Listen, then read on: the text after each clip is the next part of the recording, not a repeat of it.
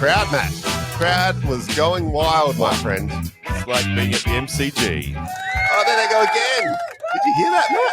I did. That was for our 100th episode, my friend. I think we should get a bit more music happening in the background. The crowd was going nuts. How do you feel? 100 episodes in, friend? I can't believe we've done 100. How did we get here? I don't know how we got here, but I think we've done all right. All right. Welcome to Edleaders, the podcast covering all the interesting ideas about leadership, strategy, culture, and the business of K-12 education. Where we believe with better leaders will make better schools. I'm your host, Rick Callier. Joining me each week in the chair is my co-host and colleague, Matthew Irving. Matt, I'm going to turn the little heat down for you. How are you feeling, friend? Yep, I'm good. I'm fresh. I got an extra 15 minutes sleep in this morning, and so it's now 6 a.m. and I'm feeling good. Just needed 15 minutes. Feeling ready to roll? Yeah, I'm not Feeling sure where ready we're to roll going today. Yeah, let's do it. Well, for the audience out there, we have decided to celebrate our 100th episode. Yeah, we'll recap one or two of our favourite moments from the show, but we thought we would head all the way back to episode number 1, where we, not knowing what the hell we were doing at that point in time, I don't even know that we had an intro, Matt. Certainly nothing like we do today, where we are schlick and schmick with our intros, especially when I throw it over to you. So we talked about the 7 traits of school leaders.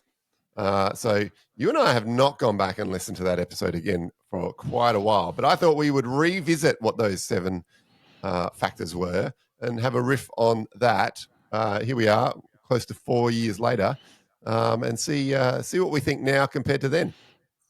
Cool. I'm not sure what I said. I'm not sure what you said. It'll be very interesting what we say now. All right. So on that note, Matt, you ready to get to it? Yeah. All right, let's roll. All right. So the number 1 factor for highly effective school leaders, great leaders actually care about their people. Now, some time has passed since, we recorded the initial episode, and probably back then you probably had a team of around 10 reporting to you. Now you're in the hot seat, Matt, as a principal. What do you think about great leaders actually caring about their people? How do you see that playing out as a school leader? Well, it's sort of self-evident that it makes sense and really, really important. And the more I've done the work I'm in at the moment, I've realized that, that we're in the business of people. We're the business of young people. We're in the business of people in our community. And if you don't have people at the front and center of your DNA and your vocation, then it's going to be a very unhappy marriage if you're going to take on a principalship in a school. So for me, people is at the center of everything we do. Therefore, so much of our energy needs to be focused on the people around us. And they need different things at different times. And I often talk about the notion of just having the door open so people can vent. They don't want you to fix it. They just want to vent. There are times where people actually want advice. All right, let's talk that through. And sometimes they don't know what they want. And so I always find coaching a really good avenue to do that. The other thing I've realized is just how important the phone call is. When people are doing it tough, when there's things happening in families, and I've had some great role models to just pick up the phone. Any family that I have that's in some form of crisis, always on the phone. Same for our staff. So really, really important. If you're going to take care of people, you've got to lead with your heart, not your head. Don't do it because you have to do it. You have to want to do it as well. So that's my reflection around that care for people. What have you thought? Well, I think it's self-evident, is spot on, but I think one of the challenges we face in schools is that people means different things. You're caring for your people. I think we all innately care for the students. They become like the number 1 reason we're here.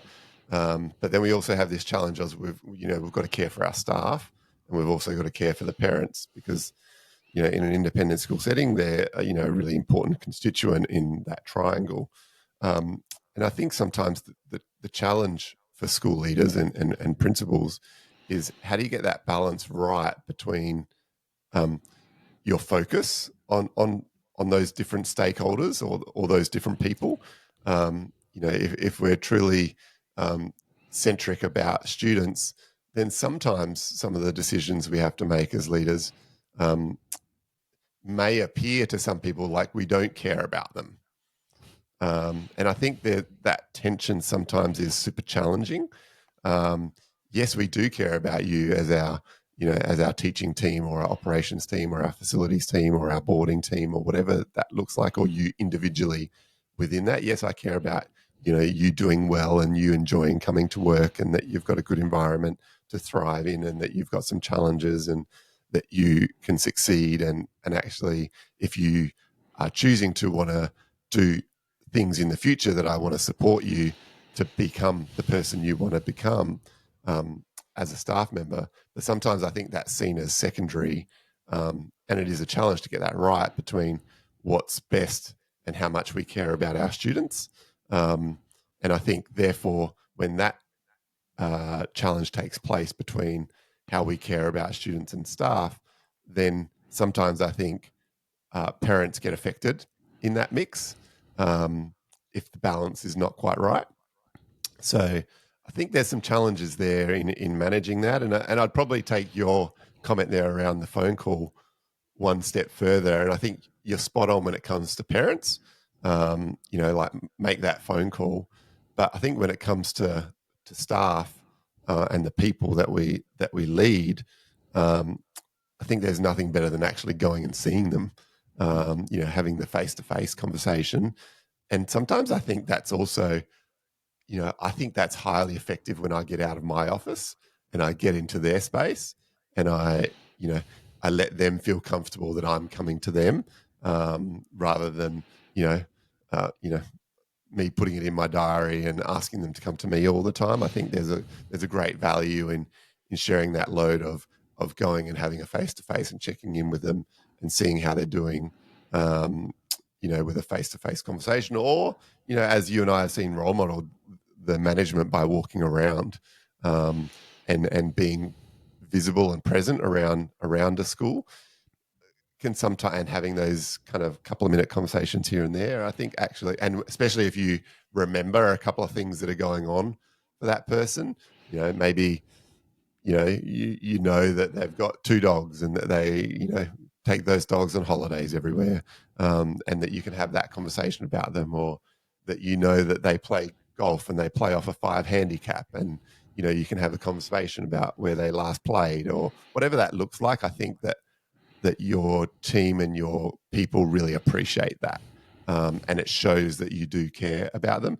even if you're, as a leader, maybe you've got 150 people that you're doing that for, and you've actually got some notes somewhere that you're keeping about those things in the background, so that you are refreshing yourself on people. I think that sort of stuff really shows that you care. I just think that what's interesting for me, I was in a recruitment round recently, and we were talking to someone who works in that kind of customer service sort of space, and we talked about that idea of knowing what people have in their coffee. And I think it's that idea of, knowing that person, and it's 4 years, 5 years, 6 years later, you might not have that interaction, but knowing how they take their coffee is how you demonstrate that. I think probably the other thing I've found is exactly what you said, is you've got to have presence. Can I just jump in there, Matt? Yeah, I know what you're going to do. I want to jump in there and, yeah. Can I just describe for the people out there, the audience, how you like your coffee? Go for it. So when Matt and I catch up for a coffee, I have to go to the counter and ask for a long max, kind of half to 3/4 topped up with, is it soy now or is it skim? I can never remember, but it's a handful of an order, and I always feel embarrassed making it. And I always have to say, it's for that guy over there. I'll just have the flat white, thanks. Just because you feel embarrassed, that's not my problem. um, Sorry, continue.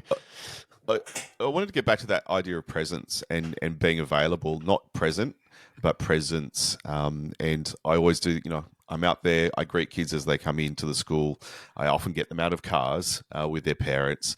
I walk the grounds. I get into departments where they don't often see the principal. I'm in the kitchen, I'm with the head chef. I'm with the canteen staff. I'm in the building and grounds shed looking at the latest equipment. You've got to get out and about. And there are parts of your school that need that sense of value and you being close to them. The other thing I'll just sort of finish off with is getting back to the reason why we're in education, and that's the students. And my mantra this year in my role is I need staff to be their best.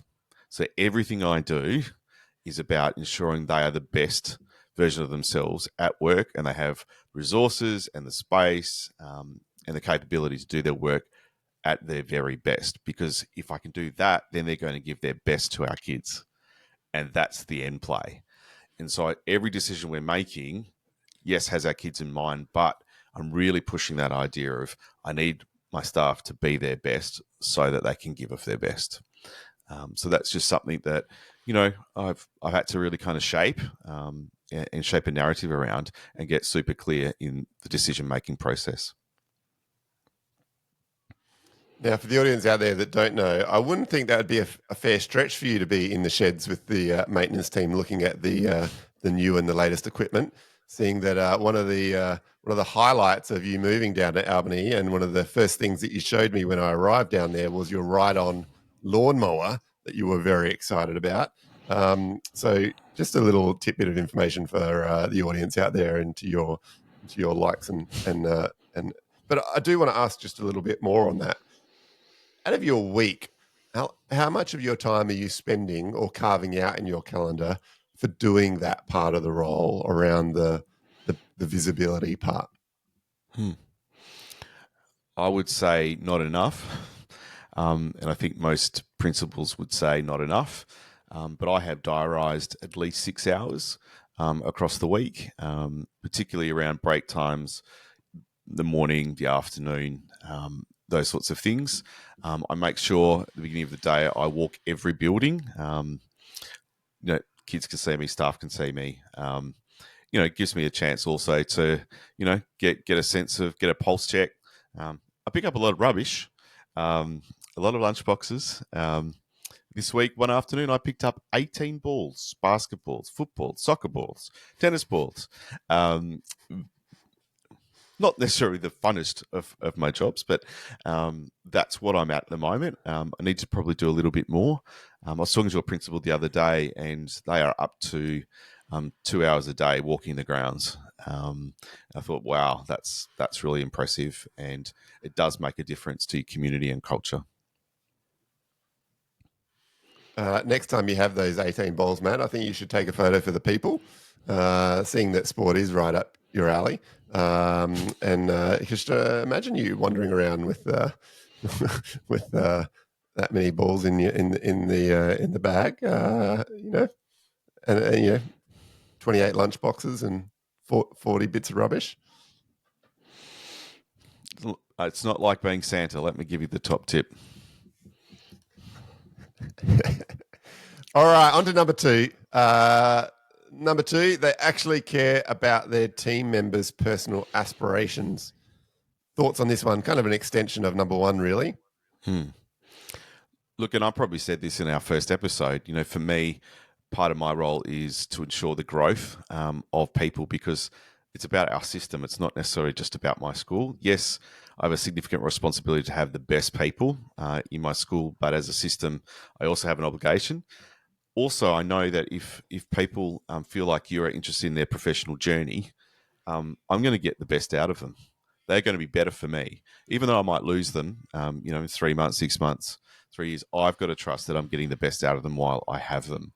So I think those things are, I guess, a recipe for not only that social and moral obligation, but it's also about ensuring I'm getting the best out of people. So, I coach some people through that. I help people with job applications and resumes and Also guiding, okay, what do you really want to get after? What really fulfills you? Because I'm not sure that role's right for you. Or have you seen this role? I think you'd be a great candidate. So I think that's a really important part of the role that I value. It's when the boss puts an ad on your laptop on your desk and walks away. You have a problem. That perhaps you're not in the right place. But for me, it's about that conversation and invitation for people to come in and share where they're at and where they might want to be, and that we journey together. So quite an important one for me. Yeah, I think for me, I think about this a couple of different ways. I mean, I think there's a lot that comes before you get to understanding someone's personal aspirations. Like you have to have a certain level of foundation of trust built in a relationship where someone can feel comfortable sharing what their true aspirations are and not the espoused aspirations.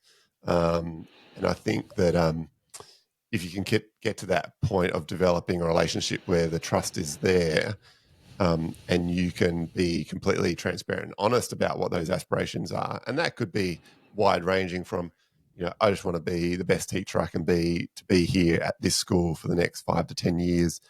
I don't have any aspirations for leadership. Don't have any aspirations to go for anywhere else, but I want to be, the king of the kids here at this school. I want to do really well in X, Y, Z, right through the gamut to, I'm a 24-year-old and I want to be a principal by the time I'm 35, and I want, that's my aspiration to get there. And I think having that lens of, can we get to the honest truth behind what the aspiration is, not what I'm not telling you what I think you want to hear, is super important. But I also think, as to your point, I want to see people get to those aspirations. So it's kind of like, what can I do? What conversations can I have? Who can I connect you with? What PD can I send you on? When those jobs come up, which I think, may be a stepping stone to that. Have you thought about, like being able to have those conversations and have the trust that it might not go any further than this conversation, but hey, just so you know, I've got your back when it comes to, whatever that aspiration might be. Absolutely. And I think it's also interesting that lots of principals will say to a person, oh, I'm not sure that's right, or yeah, let's go for it. But as you sort of described, I wonder what level of discernment's actually in there and what pointers do people give in terms of separating the aspiration from, the skill set, the natural fit, in terms of progression and those sorts of things. We kind of shoot from the hips.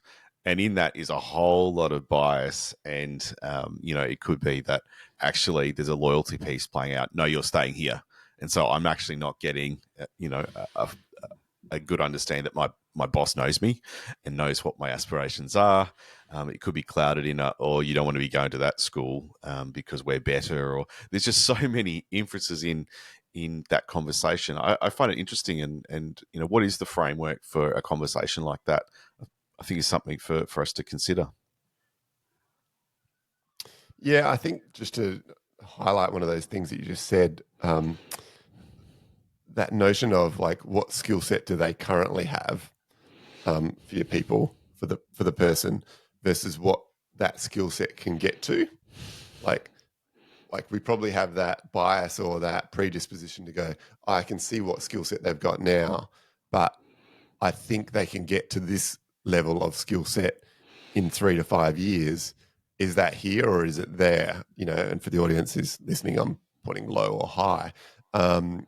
And so is that our responsibility as a leader to have that nuance of understanding of, well, this is where we think they can get to, or this is what their skill set is. You and I have both seen people that think their skill set is something, but it's one or two others' perception might be like, actually, you're shooting kind of probably too high for where you're at right now or where we think you can get to. And I think that one of the great challenges for a leader is to actually have that. How do you get to that nuanced conversation when that's the case? Look, I know that you're applying for principalships. not quite sure you've got the right skill set or the temperament or the EQ or the this or the that to take that step. And yes, you can keep applying and you can put in 20 applications, but you haven't tightened up this little area. And so how do you then get to that crux of that conversation to say, this is where you're deficient, or this is what I'm hearing is where you're deficient? Because they might be blissfully unaware that they might think, actually, I've got really high emotional intelligence, as an example. I think I was just thinking back to a couple of conversations I've had in different roles and the ones I've had in this role. And to really I just press into, where does the person think they're at? What insights do they have? And the question I always ask is, what do you think you need to get to the next position? What experiences do you need? What kind of project do you need that you think will help fill any sort of skills gap or growth area so that you can do that? And so I think that introspective question is a really great start. And if they can answer that, you can build upon that. But if they've got no sense of that, it's really, really hard to go other than, I'm not sure you're ready for that. So I think that folks starting with that. And that's a challenge, I think, isn't it? When they come back with that, I think I'm ready for this, and this is the type of project I need, and this is what I want to do.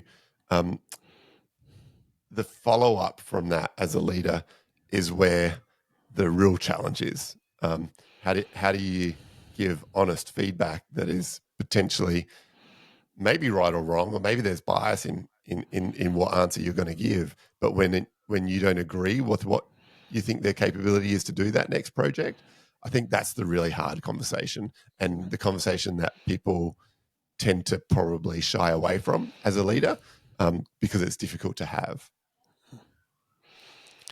Working with some other principals, and certainly I've done it in my role, I love the project, because when you are concerned that they can't do the big piece, you give them a small project. It doesn't really cost you much. It gives them that sense of, okay, I'm being given something to work towards, but they can't necessarily cause a lot of damage. But it's a great tester around change management, around design, around project management, around collaboration and dealing with staff, and thinking through the ecosystem of the school, strategy, innovation, those sorts of things. So I do like the notion of a small project, and it can be as big or small as you'd like, depending on where you think that person's at. So I think a project's always is a good place to consider. Yeah, I love that notion. I think because you can go from, they want to manage a whole school 5,000 person kind of project, and you go, well, maybe we just start with this, and turn that conversation around, and let's get some runs on the board, so to speak. Couldn't agree more. All right, on to number 3. They acknowledge the other people who support them and contribute to their team's success. Team players, Matt. We like a good team player. I think one of the things that I've got super clear about is that, and it's a cliche, you're only as good as the people around you. And so acknowledging that and understanding the skills that they bring, that complement others, but also complement you. So I think that's the first part. The second bit is acknowledging that this is a we, not an I, journey, that we're doing this together. And if you think it's all about you, and you carry that level of arrogance and ego, that's going to end badly for you. So for me, you've got to have that position of, no, we're doing this together. And some of the reflective work that I've done with executive teams over the years has always been that notion of, well, how are we all pulling together? What's been our contribution in context, but how have we shifted together? So I think for me, that acknowledgement of we, not I, the team, the strengths, the skills that people bring to the table. And, it is okay to stop and identify personal success and share that joy amongst the team. And some people are like, oh, you probably shouldn't single people out. I'm sorry, there are good news stories, and people need to know that they've done a great job. And so celebrating those individual wins, but also the collaborative wins of the team, I think are equally important.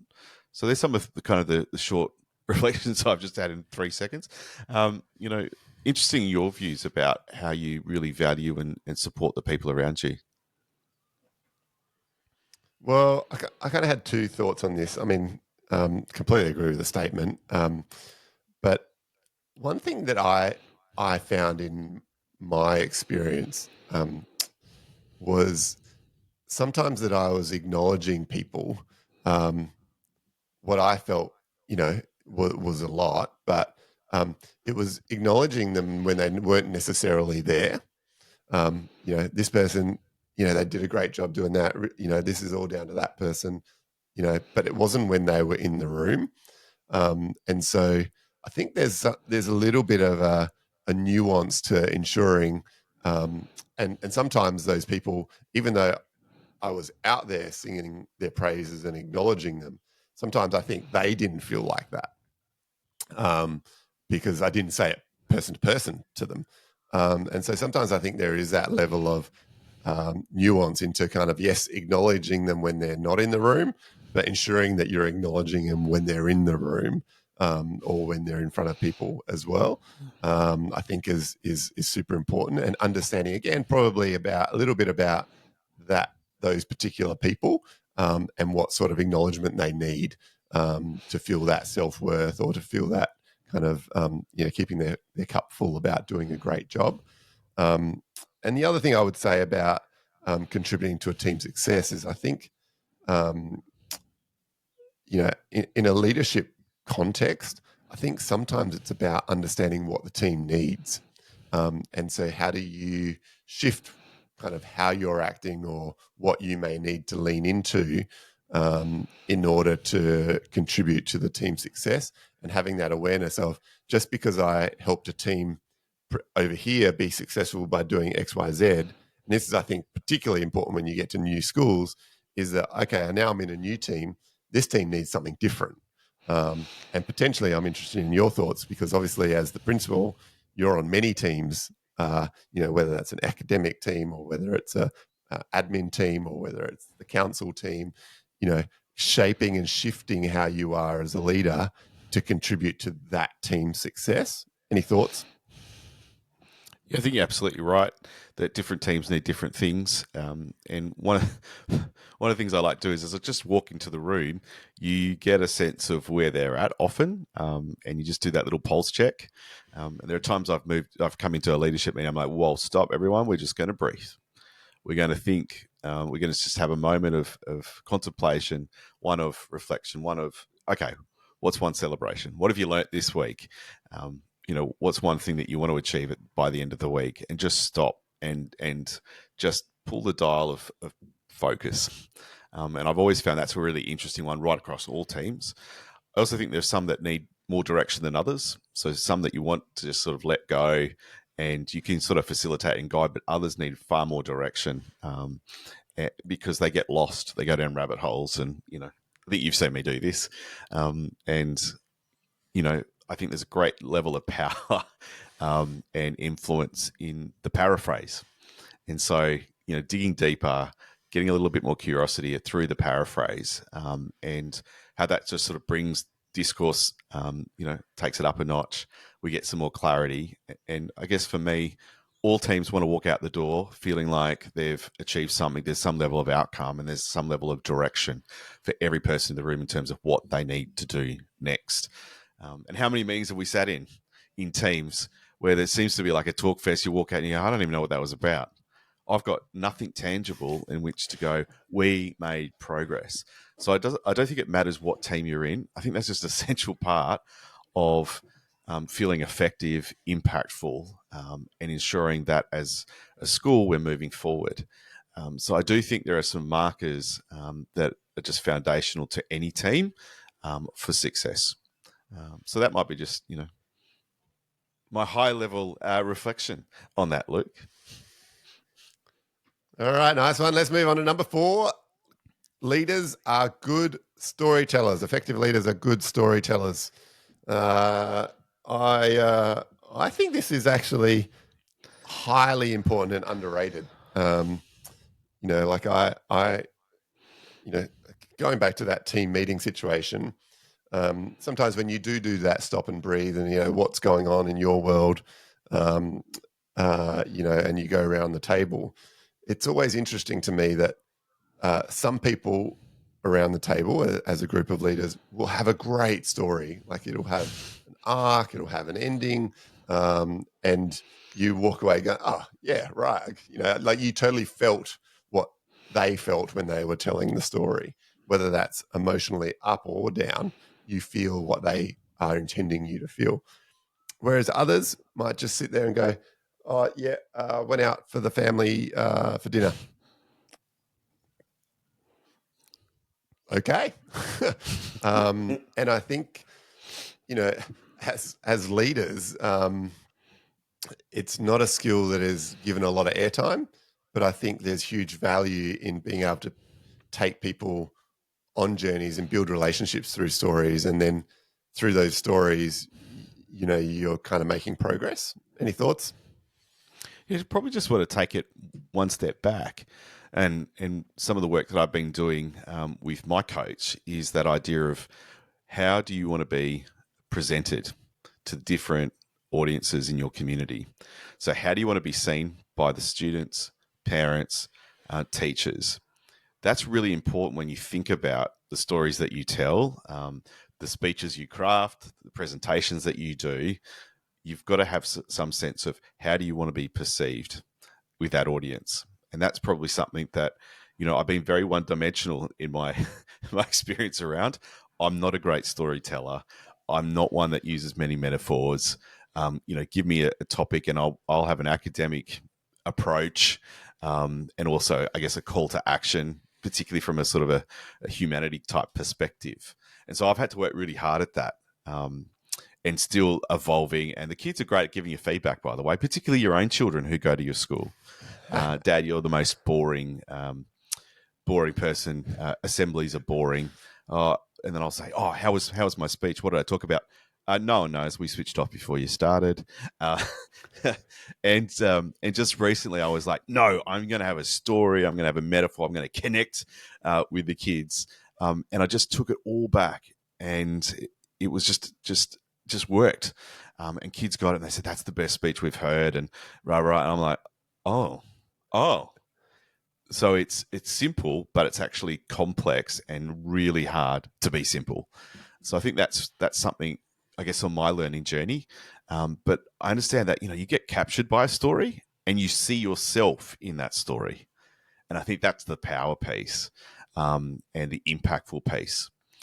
The other thing I reckon we probably talked about it in our first episode, was that idea of who are you in front of, and I'm now like super conscious. All right, is this a council? Is this a council committee? Is this a board? Is this the executive? Is this some middle leaders? Who are you in front of? You've got to know that audience, and they're not going to understand words like pedagogy, whatever. And so get clear, speak their language. And I think that's where stories can be really helpful. Yeah, I couldn't agree more. And just to add to that, I think some of the best principals, I think, are the ones that know their own story, but their school story, and they can tell that school story to anyone and everyone who will listen. And the nuance of, okay, like to your point, yeah, I'm telling the school story, but I know this is a tour and 8 of them are bankers. Well, I might slightly skew that story, but I'm going to tell our school story, and I know it so well that it resonates. I think there's 2 parts to that for me. It's about consistency. It's over and over again, and it's often. And I think that's where the power of that school story, its DNA, its journey, it has currency and it can evolve, but that sits at the heart of what you're about. And I totally agree. I've seen some great principals continue to tell the story of their school with nuance, but it's consistent and it's often. Yeah, and I'd probably also add to that, like I've seen principals do it internally as well. we are this school. We are, let's say, let's just use a buzzword, innovation. We're an innovation school. Like everything we do is we are happy to test, try, innovate, do different things. And that story that you keep telling staff over and over and over again eventually resonates to the point where they feel comfortable trying things and innovating in their classrooms or in their teams. Agreed. All right. On that note, on to number 5. They don't care when they're being watched. That's a really interesting one, and I think one that evolves with your leadership. The way I'm going to take that particular notion is that you understand in leadership that there's a target on the front and there's a target on the back, and people are going to make a story of the way you carry yourself, the way you spoke at an event, the decision that you make. You cannot get wrapped up into what's this person think, and trying to, this idea of, I can prevent that here and I'm going to deal with this issue, and you're just chasing your sort of self. And so you have to be okay with yourself and know that you have made the best decision for your students and for your staff and for your community, and that you can stand tall. You're not ducking and diving, and you're okay with people having a crack. So you do have to put the armor on, often at the beginning of the day. But if you spent all your time caring about that, you wouldn't get anything done. Actually, I think you'd stop doing things. So for me, this idea is you can't be so self-conscious that you don't do anything.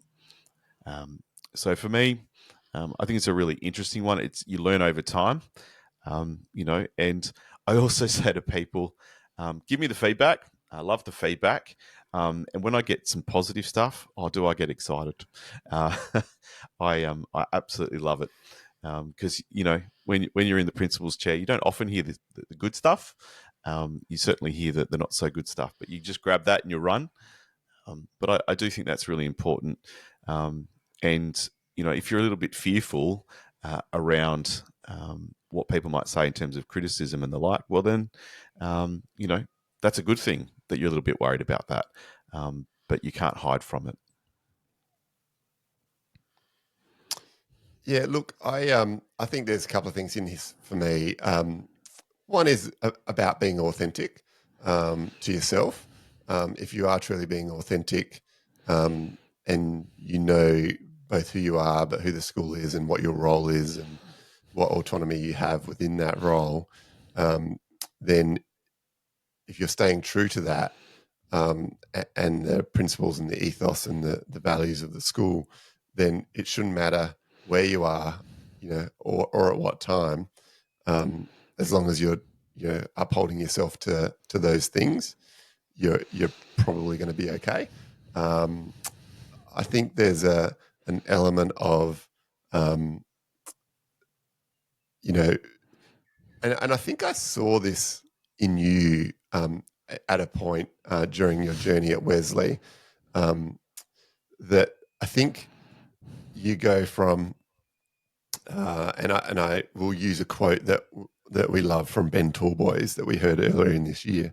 But you go from this point of being maybe a teacher, middle leader, even senior leader, of like still being worried about what people are saying or thinking, or to this level of discernment around, well, if I'm getting 90% on my maths test, then I'm doing okay. So if I'm getting 90%, of the right decisions, or the like 90% of people liking what I'm doing in this role, then that's okay. And the other 10% don't deserve to have, or don't deserve to live rent free in your mind or in your brain, as Ben Tallboys would say, that I can't please everyone. And there's this shift, I think, almost that happens, in the executive leadership roles, in deputies and the like, where you go from this need of needing to feel that everyone, you're liked, or that that you're being watched, but you go to this point of, actually, I don't care. I'm going to make the right decision, and I'm no longer interested in being concerned about the naysayers. And I've seen what like other principals go through this as well, and I know in the conversations we've had with many principals over the last kind of 4 years that you can hear that in their voice at times. Like they've made that transition to going, I can't get it right all the time. I do the very best I can, and I'm okay with that. And I now turn off the volume when it comes to the criticism somewhat. I'll hear it, but I just understand what that's like. The other thing I've probably come to get super clear on is I am not responsible for someone's, negative emotions or response. They are. I can't control that. And actually the problem's with them. I don't need to hold on to that and walk around with that like, chain around my neck. That's actually for them to deal with. And so I think sometimes, and not from an ego perspective, but to project it back onto them and saying, well, actually that sits with you. I don't have to own that. I don't have to walk with that because I've been authentic to self. I've made decisions the best I could. I am human.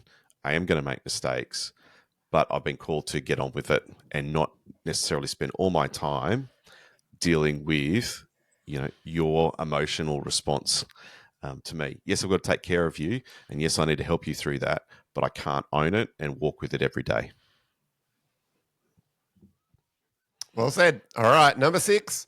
Effective leaders, they are unafraid of disagreement. Love it. For me, I talk about this all the time with the teams. Right up your alley, this. Yeah, look, I love the people that say no. They make us think better, be curious longer.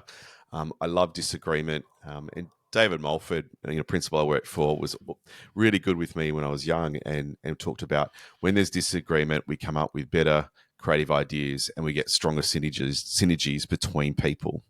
And I've always just held on to that, and certainly that has been real in my career and will run towards disagreement. But working with other principals, like Ross Barron, we talk a lot about we're not debating the person, but we're debating the idea and creating an environment of trust and understanding that that's how we have dialogue. That's how we discern and how we reflect and get to better outcomes. So you've got to run towards disagreement. Everyone knows as a strategist, I always have run to the no people first before I get to the yes people. And for me, it's better and better and better ideas. And it takes you, longer to get there, but you've got to park your ego at the door. You don't know everything. Your ideas are only going to be as good as the people around you. Yeah, look, I couldn't agree more. And you and I have talked a lot about going to that no person first because it builds the idea. But I think like what you've articulated there at the end around the ego part. I think as a good leader, yes, you may have ideas, but running to those no people or being unafraid of disagreement with your ideas means that you're malleable with your ideas, that the first idea isn't necessarily the only idea or the best idea, that you can debate that with your team or with individuals and change your position if you need to, or alter your position and move it to the left, or actually go, you know what, you're right.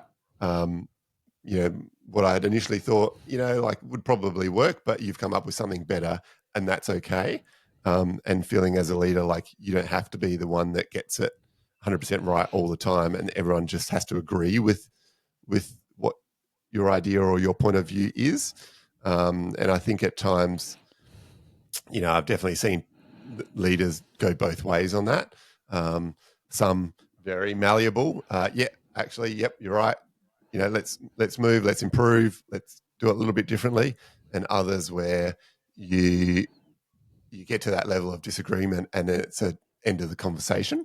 There's no malleability. And I think, again, super challenging people to deal with in those scenarios. I think you've absolutely nailed this idea. I talk about holding your ideas lightly, and you've got to provide that space. You've got to be malleable and agile to develop and develop and develop more and more ideas, refine what you've got. So I talk about holding things lightly. I also think in that team environment, if you want to encourage, debate around an idea and you want to debate disagreement, you've got to speak last. And that's probably more to do with me. And one of my learning goals in 2024 is I always speak last. And my team laugh at me because I have to physically sit on my hands, wrap my arms around my legs or whatever it is. And they all know it and they just laugh now. They're like, no, this is my goal for the year. I'm not speaking because I'll just shape exactly where I need it to go. And we don't get the authentic dialogue and I don't invite people into the discussion because I just go and then I just cloud everyone's, judgments or thoughts and we've moved on. So for me, it's been something that I've had to work really hard at and I will continue to work hard at because the debate is always better when Matt shuts up. I think the last thing, one of the reflections from one of our episodes with Tim Watson is don't consult if you've already made your mind up. And, you go into a place of debating ideas where you genuinely want to be collaborative and consult, but don't go to the table if you've already made your mind up and just be clear with people. And I think that was a great lesson that we had from Tim and his approach. I think sometimes we think we need to collaborate and consult on absolutely everything, but if you've made your mind up, just call it. It's one of integrity, and I think people will definitely respect you for it. Yeah, the difference between an FYI and a what do you think, I think is what you're describing there. And I think, even in what you're describing there is putting your hands underneath your legs to kind of make sure that you're not interrupting. There's even a challenge in that because you need to ensure that you're still listening during that time and that you're just not itching to say what you want to say. And I know that we've talked around our leadership table, that occasionally we don't get that right, and that that will go sequentially around the room. And how many times have I seen it where, like the first person speaks, and then dunk dunk dunk dunk dunk dunk dunk around the table, and they all just follow in with agreement around that sentiment, and then it gets to the sixth person or seventh person, and then they have a slightly different view. But because the conversation has been so skewed, especially if the principal happens to be in those first one, two, or three, like it completely skews the rest of the conversation. Whereas if that other person had led and there'd been two different sides of a conversation to happen as the first two speaking points, then potentially the disagreement between those views opens up a much richer dialogue. And Luke, you and I have talked about this a lot, and you're one of the masters at it. But who speaks second has the most influence in that discussion? And I think that you've just described, and we go around the circle, and you go, "Oh, hang on, I'll be doing this." And yeah, there's a lot of influence in that second speaker to debate ideas. It's really interesting. Yes, definitely. All right, number 7, Matt. Last of our list, and I'll come back to. I don't know if I actually described where we got this list from at the start, but I'll come back to that at the end. They understand that criticism can be the ultimate act of kindness. Wow, I like it. One of the things that's been really interesting, it does take time to build up trust in a new school and a new organisation for you to be able to give the feedback that you need to, but also to receive it. And I just keep practicing this with staff as they come through. I'm going to give you some feedback around this, and this. And in a moment, I'm going to ask you to reflect on some things that I need to, stop, start, continue doing, and slowly building that piece. And trust needs to exist, rapport needs to exist, but ultimately it is a gift, and, Brené Brown, to be clear is to be kind. I do think one of the things that staff value is just that clarity. And I think too often leaders dance, and that staff member's doing the dance. And so I'm using that language a lot. No, we're not dancing, hit me. And some of our stuff actually need to be hit between the eyes. That's how they need to receive feedback and criticism. They don't do the dance because they walk out of your office and go, I don't know what that was about. I have no idea. Did I get whacked then, or did I, get some praise points? I'm not sure. So you need to discern how people need that feedback and that potential criticism. And I think that therefore provides, I guess, the bedrock for that notion of kindness. You want them to be better. You want them to improve. They may have some blind spots, but maybe no one's telling them. And maybe you are the first person, in their journey to square up with them. And sort of recently, I've been dealing with some people that are well-seasoned professionals. They've been in the profession for decades, and it's the first time they're starting to hear some things that aren't so great, and they're now reflecting, going, "Oh man, I wish someone had told me this 5 years ago, 10 years ago, 15, 20 years ago.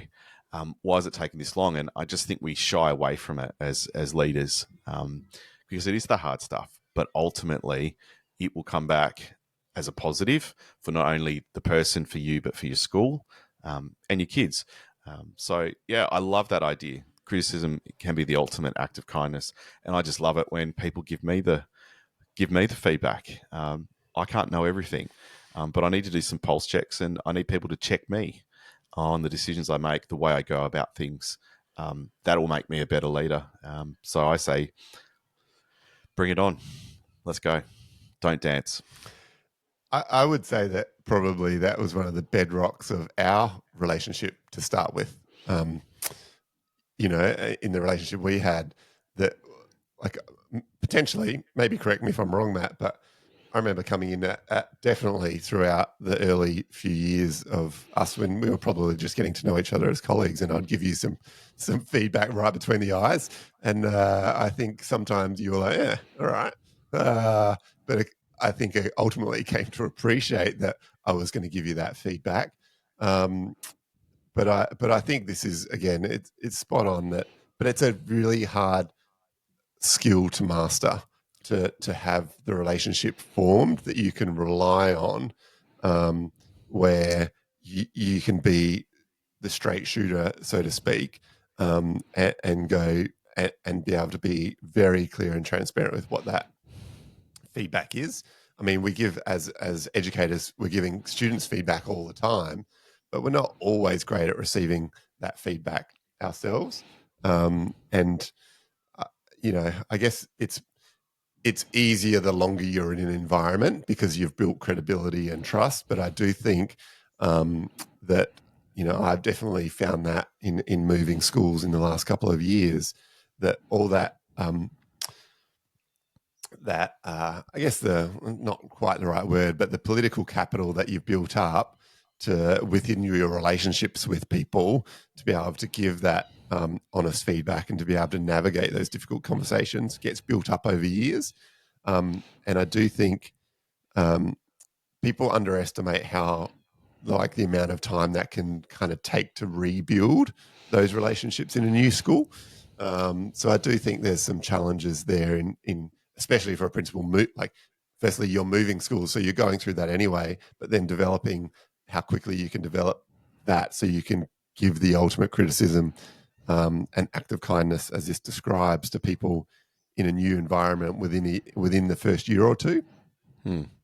Really challenging, particularly when a culture hasn't existed around those types of conversations. And so you do have to build your social capital and your currency and that notion of trust and relationship to be able to do that. And it takes time. It's not something you can just flick a switch and go, right, we're going to be an open and transparent organization, and everyone's going to give yourself, some real feedback. So I think, it's about understanding that is a runway, and you need to sort of develop that. The other thing that's really interesting in a principal role is, as I said earlier, you don't often hear the good stuff. You just hear the negative stuff. And one of the things I've been working with Year 12 students around, but also staff, is this notion that if you're not giving me the feedback, who is? If you're not giving me the feedback, who is? Therefore, I need you to be those voices. I need to be hearing it from you, because if I'm not hearing from you, I'm not getting your voice.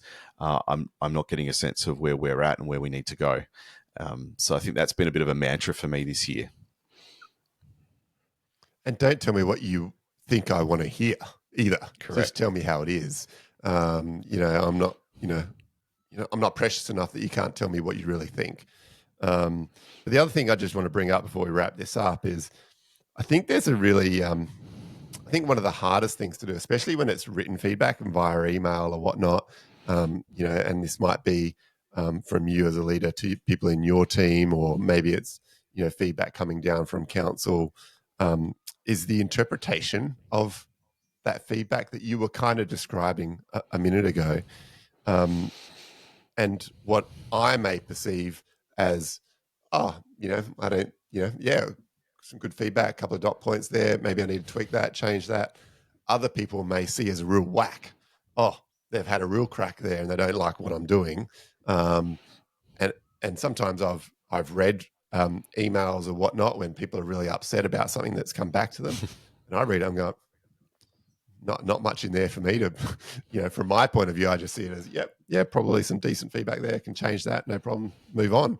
But I think, again, just, sometimes the nuance of how it's delivered, we forget that, in our mind, we might see it as, just incidental almost. And other people go, whoa, that's big.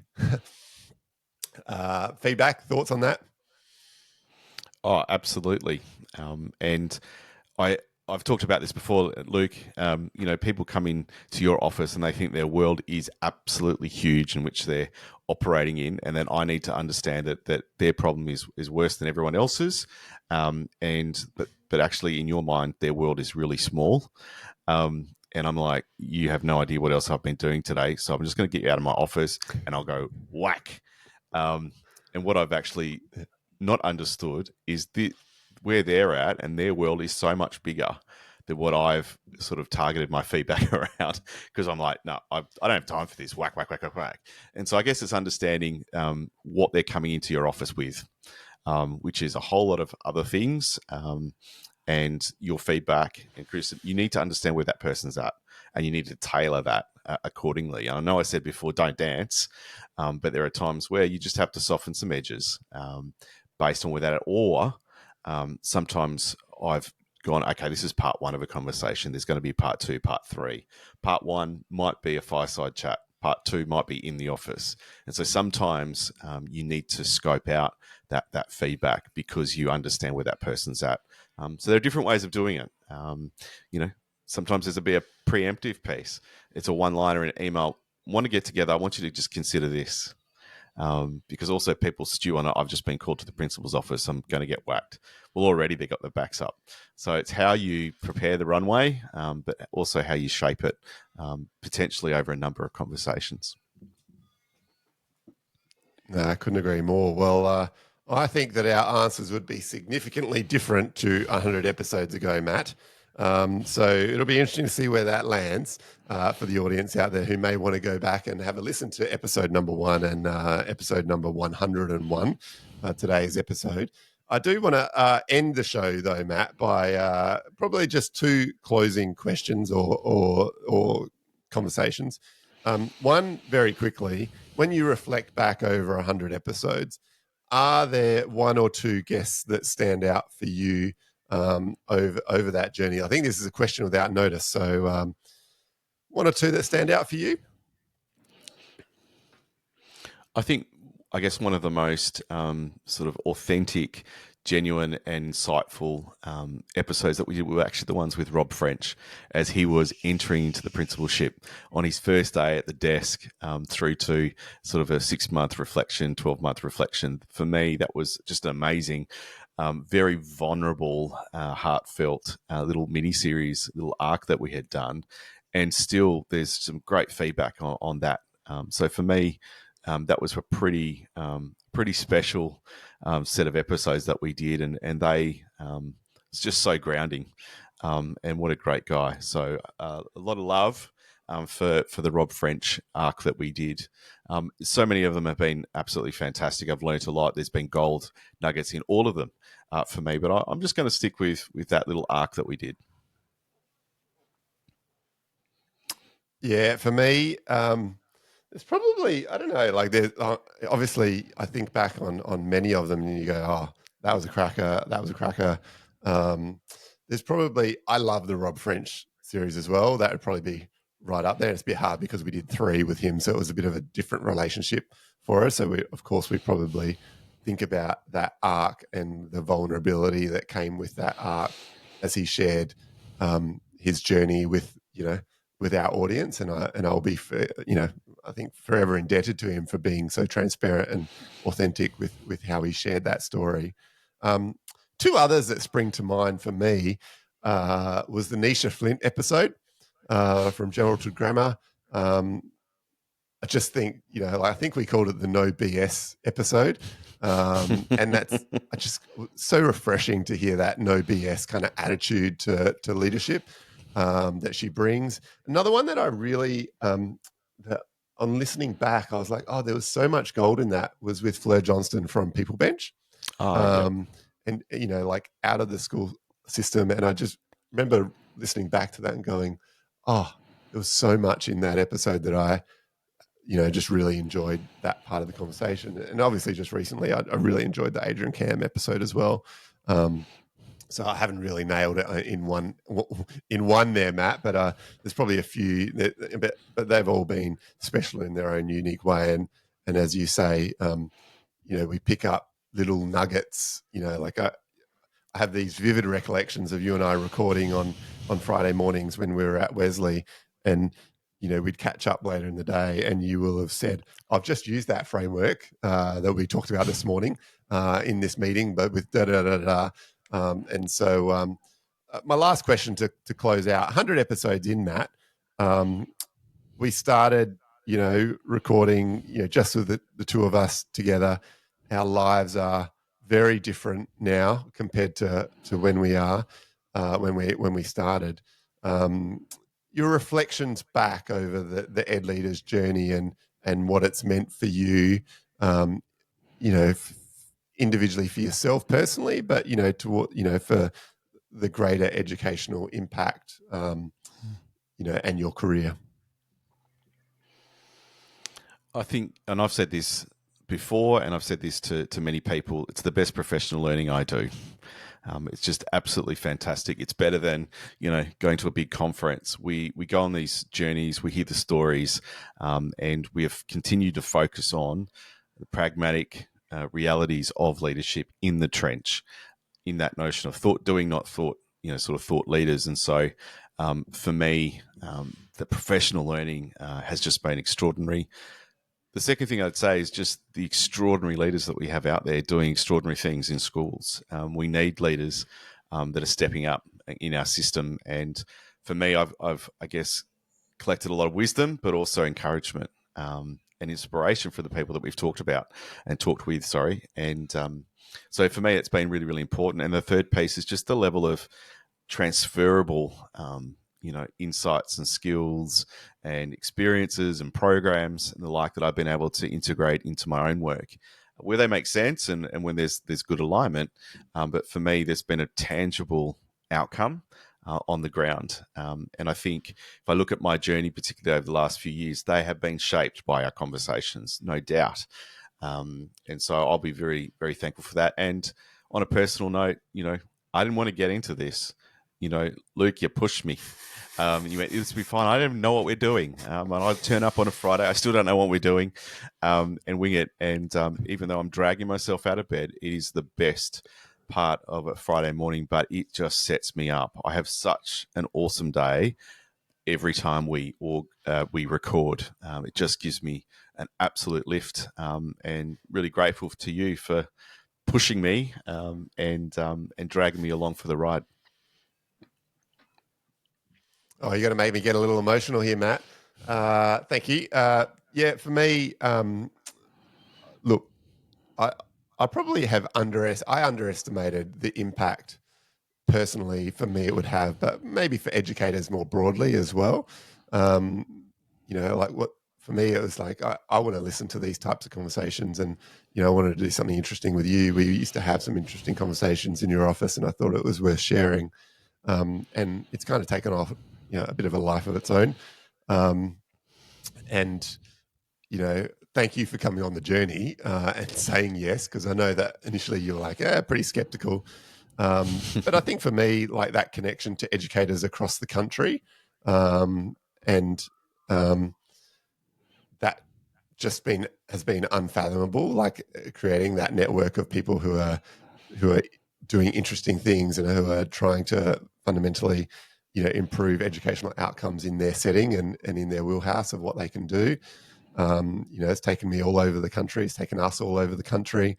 It's probably had a indirect relationship to my current role at St. Hilda's, in that we initially met Fiona through the podcast.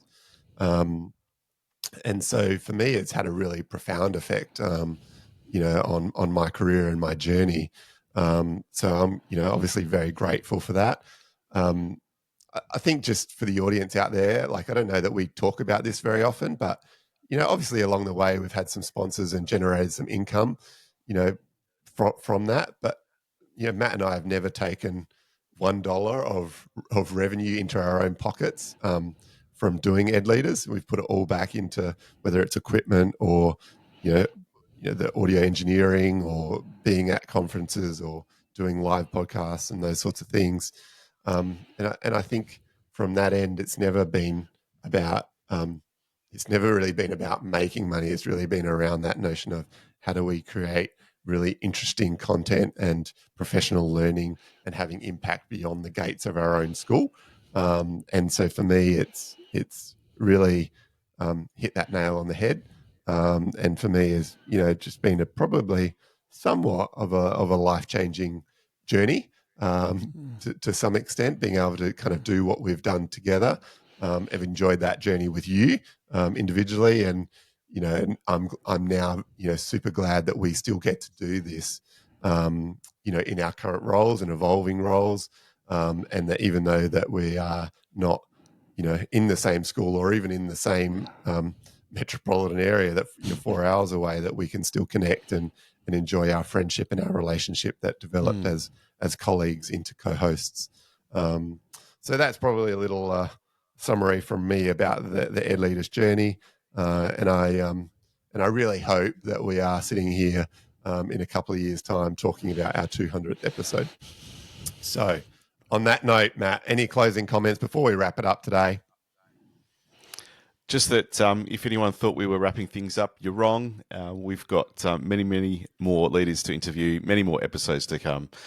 So thank you to our audience for coming on the journey, and thank you for turning up to conferences and when we're out and about and checking in with us and letting us know that you listen. And we don't know who listens. So we thank you for your encouragement and continued support of what we do here. So thank you. Yeah, absolutely. Second that. And, not going to do a formal wrap up today. I'm just going to land with Matt's signature goodbye. Go well. Go well.